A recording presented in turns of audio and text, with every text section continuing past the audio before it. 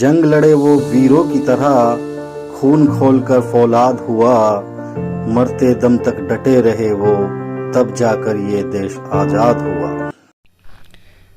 खंडर की हालत में यह कोठी अंग्रेज कलेक्टर P.W. मार्श के नाम से जानी जाती है। मार्श की यह कोठी क्रांतिकारियों के निशाने पर रहती थी। अंग्रेज कलेक्टर P.W. मार्श का जन्म इसी कोठी में हुआ था। मार्श के पिता सिंचाई विभाग में थे। P.W. मार्श 1919 से 1923 तक मुजफ्फरनगर के कलेक्टर रहे।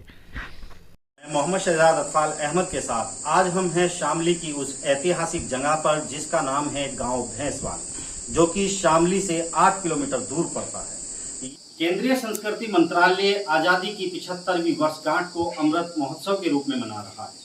वैसे तो आजादी दिलाने में देश के कोने कोने का बड़ा योगदान है, लेकिन उसमें महत्वपूर्ण पश्चिमी उत्तर प्रदेश के मेरठ, मुजफ्फरनगर, बागपत, सहारनपुर और शामली जिला मुख्य रूप से आते हैं। शामली जलालाबाद थाना भवन नानौता का 1857 की जंगे आज़ादी में और उसके बाद अहम रोल रहा है। यहाँ से मौलाना रशीद अहमद गंगोही, हाजी इमदादुल्ला, हज़रत मौलाना कासिम, काजी इनायत हुसैन जैसी शख्सियतों के साथ साथ चौधरी मोहर सिंह, ठाकुर नवल सिंह सभी ने मिलकर जंगे आज़ादी में बढ़ चढ़कर हिस्सा लिया था। इस कोठी के आसपास घना जंगल था। अंग्रेजी हुकूमत किसानों से लगान वसूलती थी। लगान नहीं देने पर किसानों की फसल को जबरन उठाकर ले जाती थी, जिससे अंग्रेजी हुकूमत के खिलाफ गुस्सा भड़कने लगा था। नहर के किनारे भैंसवाल गांव में 1857 से पहले P.W. मार्श से पहले ये जो कलेक्टर थे उस वक्त शामली के, उनसे पहले ये कोठी बनवाई गई थी। ये आप देख सकते हैं कि इसका यह ग्राउंड फ्लोर और ये मेरे सर के ऊपर बिल्कुल ये फर्स्ट फ्लोर। तो आइए पहले हम आपको दिखाते हैं इसका यह ग्राउंड फ्लोर। आप देख सकते हैं कि किस तरह से यहाँ पर बनवाया गया है। पूरा का पूरा हवादार है और यह गोलाकार छत में इसको बनवाया गया है। छत ऊपर जाकर अभी हम दिखाएंगे इसकी कि किस तरह की ईंटें इसमें इस्तेमाल की गई है। यहाँ पर आप देख सकते हैं एक बरामदा टाइप लंबा कमरा ये यहाँ पर है। इस वक्त ये जरूर इस वक्त खस्ता हालत में है, लेकिन एक बनाने की जो टेक्निक है उस वक्त की वह शानदार है। इसी के बराबर में इतनी जगह और इसके बराबर में भी इतनी जगह यहाँ पर ये कमरों के लिए इस्तेमाल किया जाता था। इसकी ये दूसरी मंजिल है जिस पर इस वक्त हम चढ़कर जा रहे हैं। यहाँ पर ये जीना जो कि सीढ़ियाँ आप देख रहे हैं, काफ़ी लंबी लंबी सीढ़ियाँ हैं। बड़ी ईंटों से तामीर कराई गई यह पूरी इमारत आप देख सकते हैं। ये है इसका बरामदा जो कि बड़े हॉल के सामने है।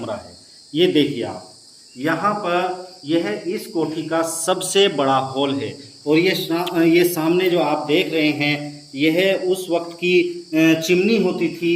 यहाँ पर आग जलाई जाती थी। ये आग जलाने की जगह थी और इसमें ये धुआं जाने की जगह मैं फाल से कहना चाहूँगा कि वो दिखाएं इसके अंदर का हिस्सा, ताकि वही होल वाली ईंटें जो अंदर से बिल्कुल खोखली है और एक ईंट के ऊपर दूसरी ईंट यानी कि 2 परतों में इस पूरी बिल्डिंग की छत को तैयार किया गया है।